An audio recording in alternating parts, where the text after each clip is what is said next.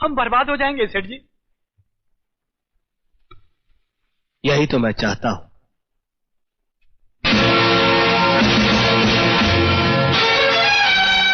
कृष्णा?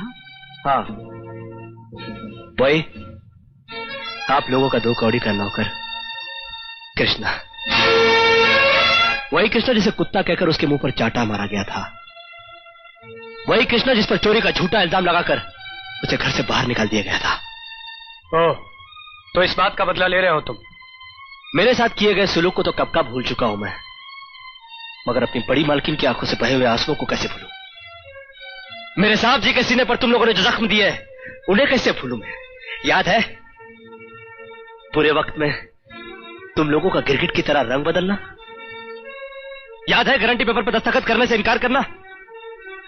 याद है कर्जदारों को दरवाजे पे से कार को ले जाना? याद है साहब जी को जबरदस्ती